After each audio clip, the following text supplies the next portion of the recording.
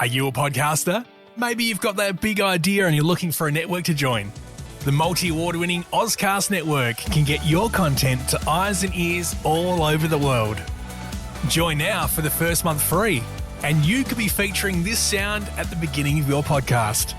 Ozcast. Simply head to ozcastnetwork.com for details. Ozcast.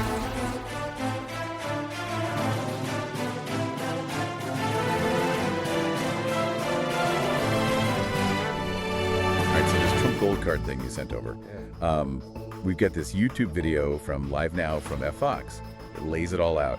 And honestly, it's kind of head scratcher. What do you think? Yeah, it's definitely an unconventional concept. I mean, essentially, we're looking at a proposal to fast track U.S. citizenship, but with a pretty steep entry fee. Yeah, $5 million to be exact. Yeah.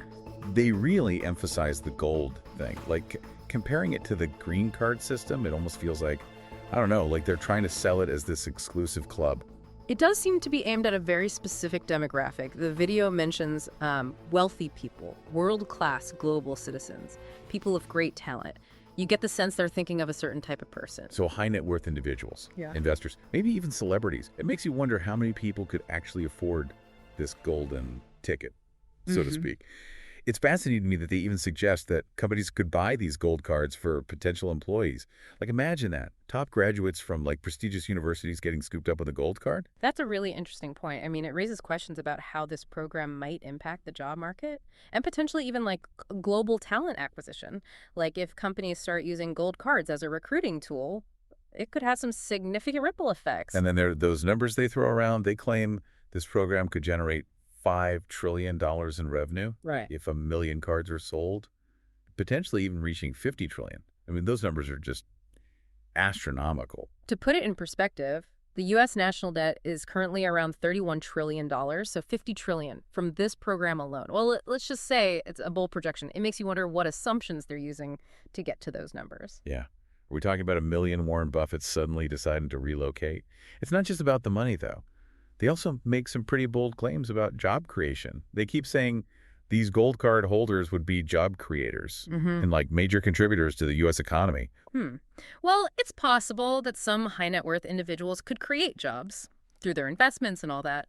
But it's not a guarantee. We need to look past the talking points and ask some real questions. What types of investments are we talking about? What sectors would benefit? And how many jobs are we really talking about? Right. And how would those potential new jobs compare to existing employment trends? Are we talking about sustainable job creation or just a temporary bump?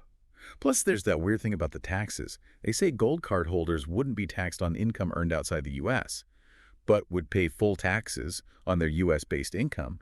Doesn't that seem a bit strange? It's definitely a different approach to taxes. To really understand it, we'd need to compare it to the existing tax laws for foreign investors and residents. Would it create an uneven playing field? How would it affect the total tax revenue and wealth distribution? These are important things to consider.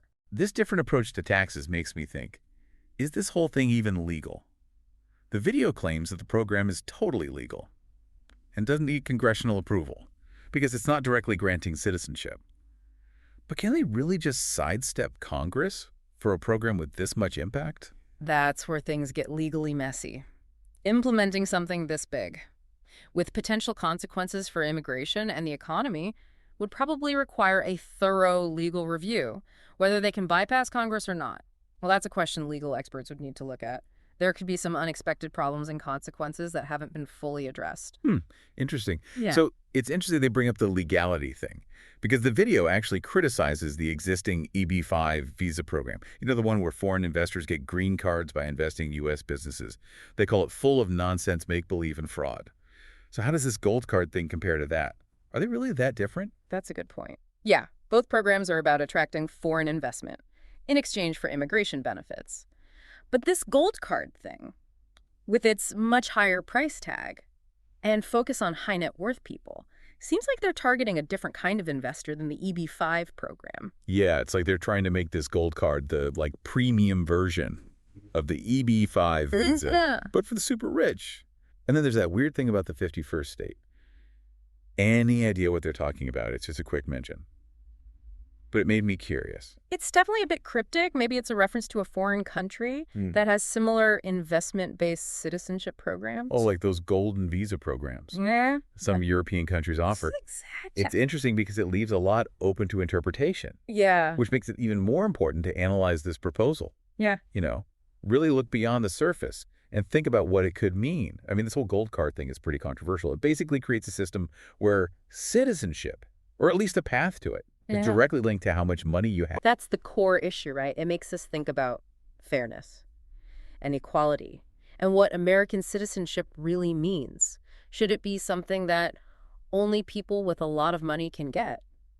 It really changes how we usually think about immigration. For sure. It challenges the traditional ideas of how immigration and citizenship work, and it raises questions about wealth and privilege in American society. Absolutely. And it's important to keep in mind that this is just a proposal. It might never actually happen. But even as a hypothetical, it shows how economics and immigration policy can be connected. It really makes you think about the long-term consequences. Yeah. If money becomes the most important factor in deciding who gets to live and work in the U.S., what happens to the country's future? Yeah, that's the big question, isn't it? Would it create a society with bigger gaps between the rich and everyone else?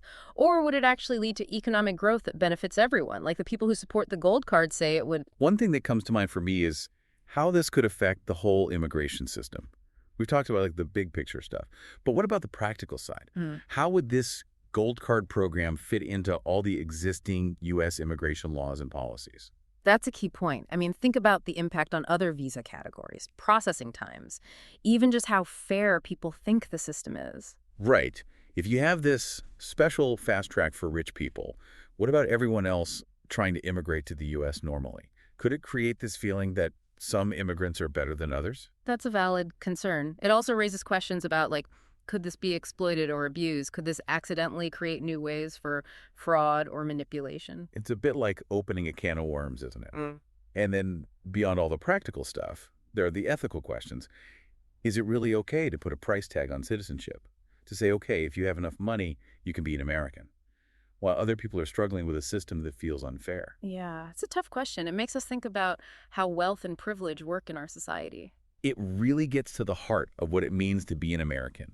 And that's a conversation we need to have. This gold card idea, whether it happens or not, shows us that immigration policy is complicated.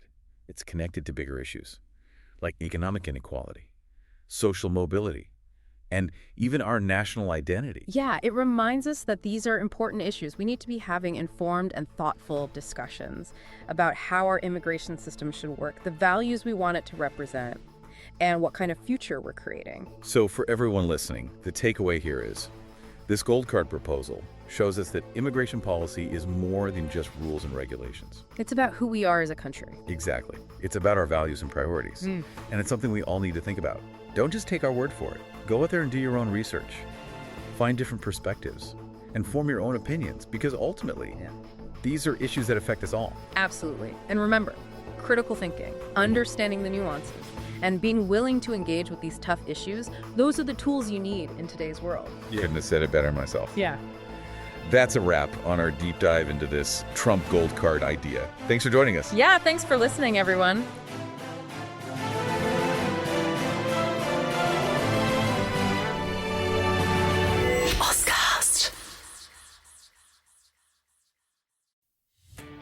Are you a podcaster? Maybe you've got that big idea and you're looking for a network to join. The multi-award-winning Ozcast network can get your content to eyes and ears all over the world. Join now for the first month free, and you could be featuring this sound at the beginning of your podcast. Ozcast. Simply head to ozcastnetwork.com for details.